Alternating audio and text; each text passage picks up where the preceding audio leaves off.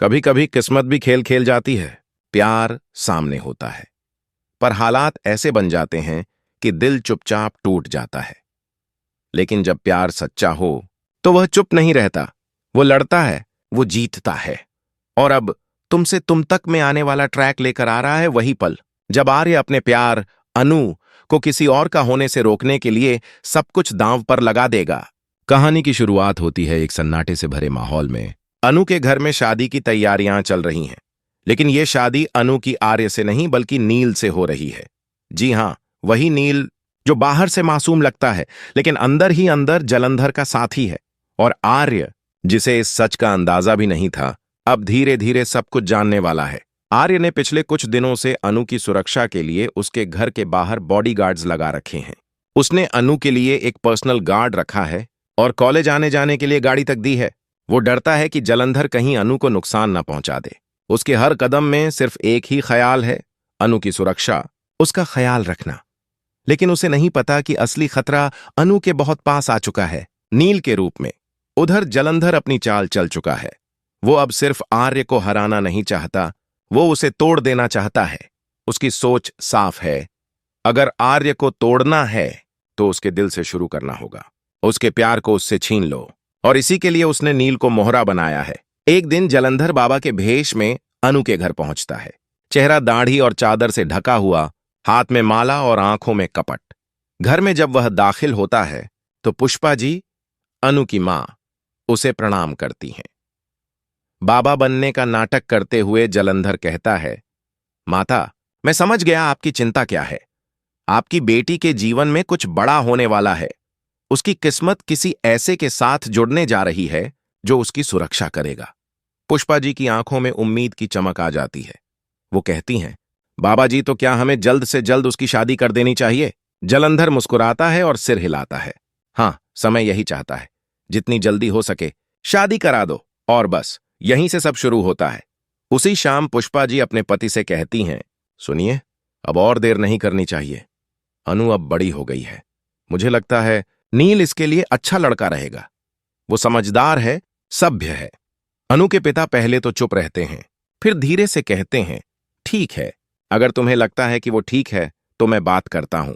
अगले दिन नील को घर बुलाया जाता है। पुष्पा जी के सामने बैठा नील बाहरी तौर पर शांत दिखता है, लेकिन अंदर ही अंदर मुस्कुरा रहा होता है, क्योंकि उसे पता है ये सब जलंधर की चाल का हिस्सा है। पुष्पा जी उससे कहती हैं, नील बेटा, अगर तुम्हें कोई आपत्ति न हो तो हम चाहते हैं कि अनु की शादी तुमसे हो। नील हल्की मुस्कान देता है, लेकिन कुछ नहीं कहता। न हां, न ना। पुष्पा जी उसकी चुप्पी को स्वीकार समझ लेती हैं, और बस उसी वक्त बिना अनु से पूछे शादी की बात पक्की हो जाती है।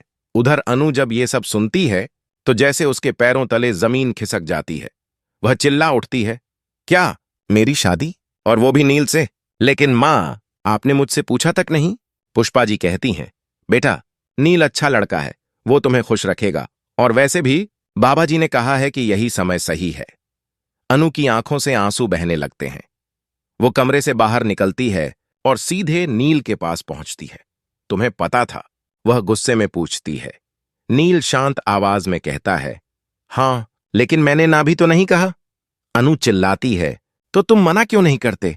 तुम्हें पता है मैं किसी और से। पर वह रुक जाती है। उसका दिल बोलता है, मैं आर्य से प्यार करती हूं, लेकिन होठों पर चुप्पी है।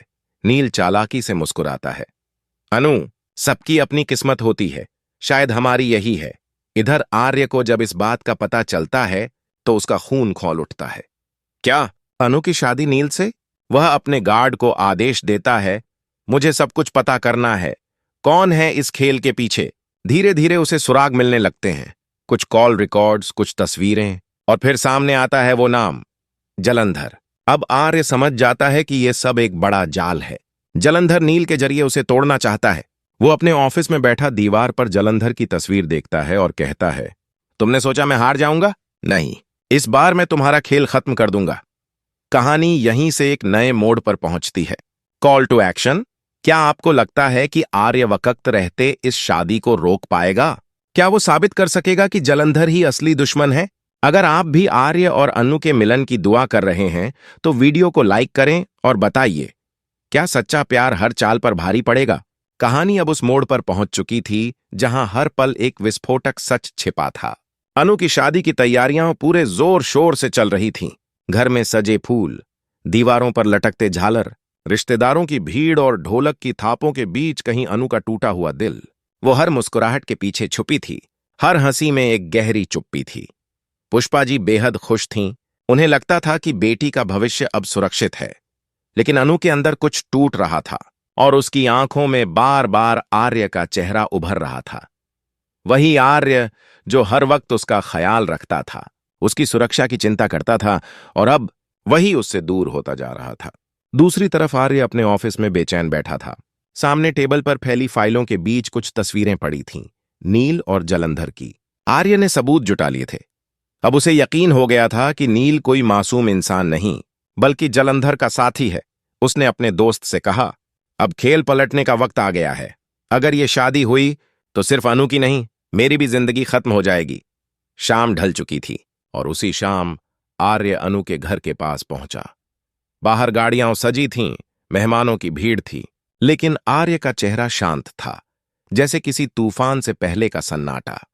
अंदर मंडप सज चुका था, पंडित मंत्र पढ़ रहे थे और नील सेहरा बांधकर बैठा था। अन्नू की आंखों में आंसू थे, लेकिन उसके होठों पर मजबूरी की मुस्कान। पुष्पा जी बार बार कह रही थीं, बेटा सब ठीक हो जाएगा, बस कुछ ही देर की बात है। लेकिन अनु का दिल पुकार रहा था, आर्य बस एक बार आ जाओ। और तभी दरवाजे पर एक तेज आवाज गूंजती है, रुको। सबकी नजरें घूम जाती हैं। दरवाजे पर खड़ा था आर्य, लाल गुस्से से भरा चेहरा, हाथ में कुछ दस्तावेज, आंखों में आंधी। वो धीरे धीरे आगे बढ़ता है। पंडित रुक जाता है। सब लोग एक दूसरे को देखते हैं। अनु के चेहरे पर जैसे उम्मीद की एक हल्की रोशनी लौटती है। आर्य मंडप के बीचों बीच पहुंचता है और कहता है, ये शादी नहीं होगी, सब सन्न। पुष्पा जी चौंक कर पूछती हैं, क्या बकवास कर रहे हो आर्य? आर्य कहता है, सच बोल रहा हूं, क्योंकि इस शादी के पीछे जो खेल है वो आपकी सोच से भी गंदा है। वो दस्तावेज उठाकर नील के सामने फेंकता है। ये देखो, तुम्हारी और जलंधर की मीटिंग की तस्वीरें, तुम्हारे फोन रिकॉर्ड्स, तुम्हारे अकाउंट से किए गए ट्रांजैक्शंस, सब कुछ। नील का चेहरा उतर जाता है, पर वो संभलता है। तुम्हारे पास झूठे सबूत हैं।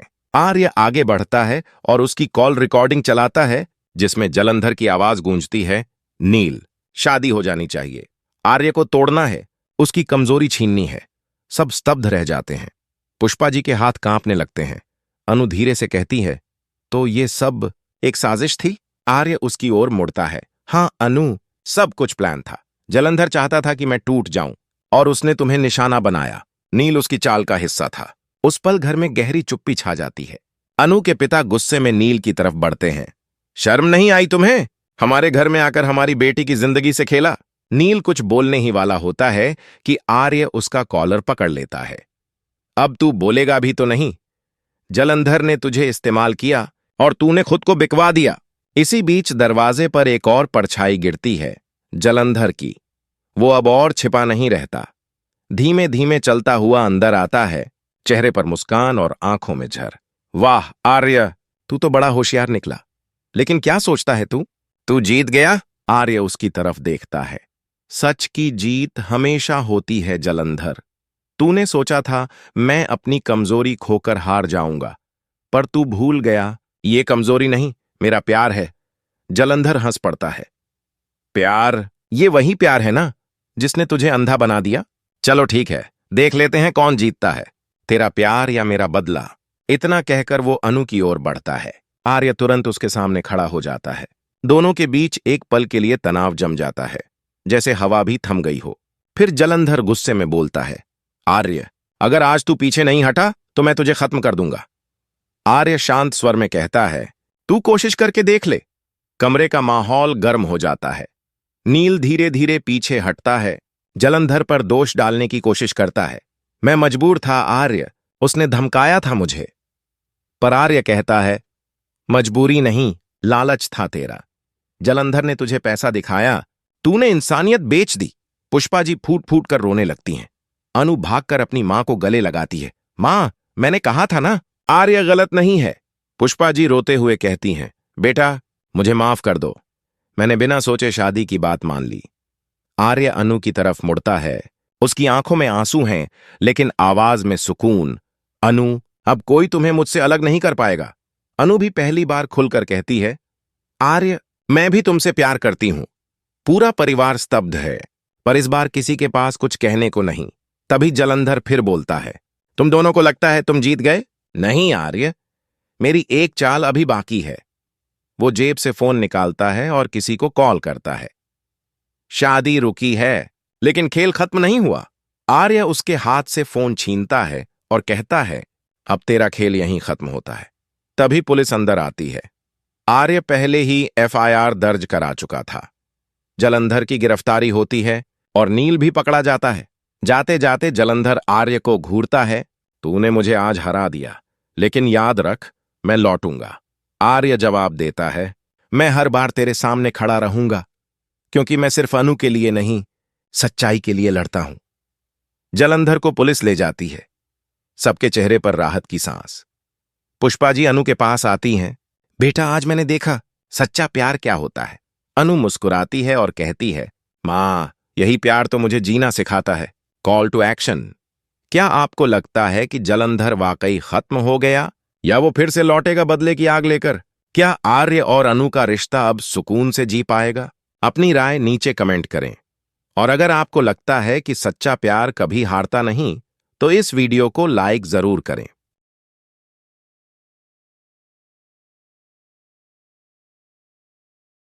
जलंधर की गिरफ्तारी के बाद घर में पहली बार सन्नाटे के बजाय राहत की सांस सुनाई दी। हर तरफ फैली थकान के बीच एक शांति उतर आई थी। पुष्पा जी बार बार भगवान का धन्यवाद कर रही थीं। हे भगवान, तेरा लाख लाख शुक्र है कि मेरी बेटी बच गई। अनु चुपचाप खिड़की के पास खड़ी थी। बाहर आसमान में उगता सूरज देख रही थी। जैसे अंधेरे के बाद पहली रोशनी ने उसे फिर से जीने की वजह दी हो। उसके पीछे आर्य खड़ा था, लेकिन इस बार उनके बीच कोई दूरी नहीं थी।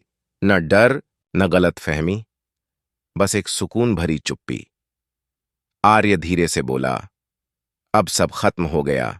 अनु, जलंधर गया, नील जेल में है और तुम सुरक्षित हो। अनु मुस्कुराई, लेकिन उसकी आंखों में नमी थी। खत्म? शायद नहीं आर्य, क्योंकि जो कुछ हुआ उसने हमें बहुत कुछ सिखाया है। लोगों पर भरोसा करना और सच्चाई के लिए डट जाना, ये दोनों बातें मैं तुमसे सीखी हूं।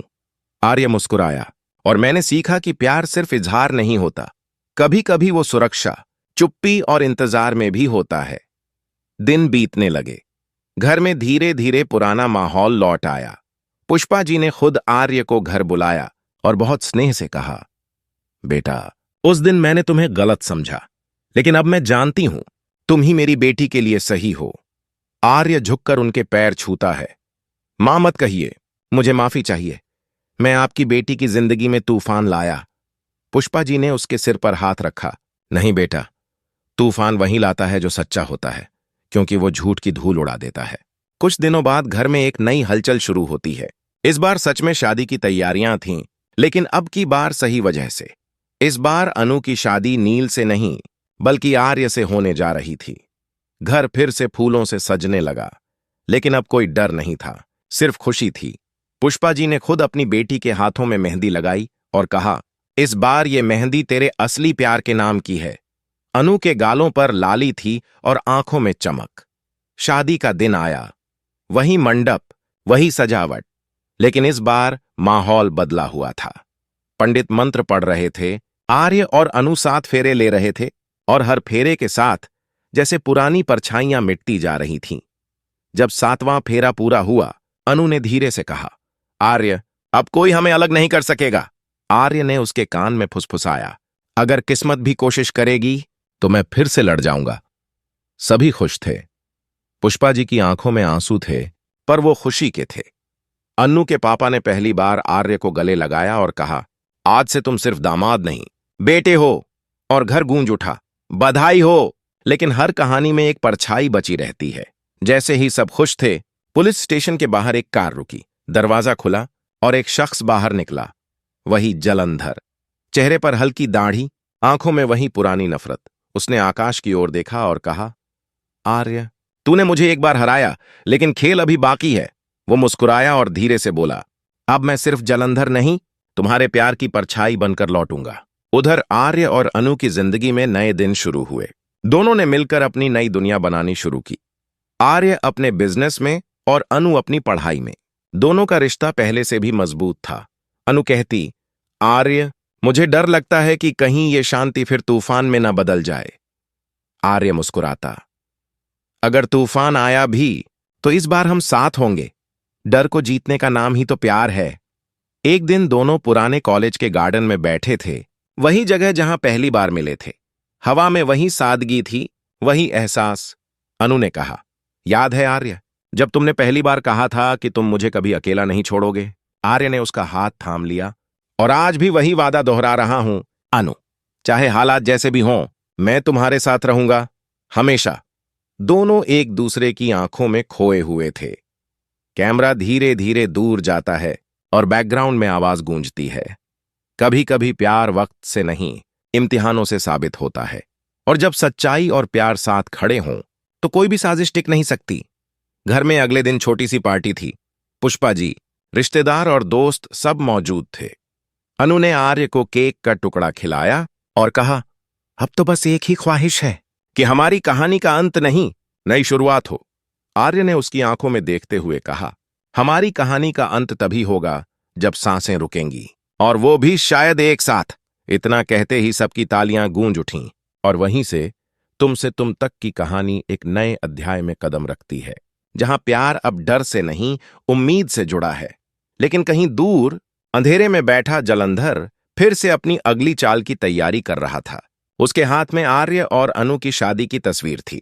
उसने धीरे से उसे फाड़ा और बुदबुदाया, अब की बार सिर्फ बदला नहीं, तबाही लाऊंगा।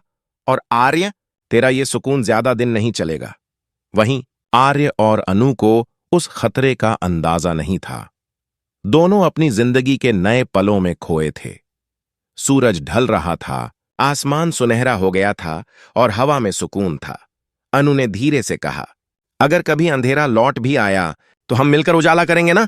आर्य ने मुस्कुराकर कहा, कसम है अनु, मैं तेरी हर रात को सुबह बना दूंगा। फिर वो दोनों हाथों में हाथ डाले चलते गए, नए जीवन की ओर, नई उम्मीदों की ओर। और पीछे गूंजती रही वही आवाज जो इस कहानी की आत्मा बन गई थी, प्यार जब सच्चा हो तो हर चाल, हर साजिश और हर अंधेरा खुद हार जाता है। फाइनल कॉल टू एक्शन, अगर आपको भी लगता है कि सच्चा प्यार हर बार जीतता है तो इस कहानी को लाइक करें और बताइए, क्या आप तैयार हैं तुमसे तुम तक के अगले अध्याय के लिए? क्या जलंधर फिर लौटेगा या इस बार आर्य और अनु का प्यार हर अंधेरे को मिटा देगा? अपनी राय कमेंट्स में लिखें और कहानी के अगले भाग के लिए जुड़े रहिए, क्योंकि अगली बार कहानी और भी गहरी होगी जब प्यार फिर से इम्तिहान में उतरेगा।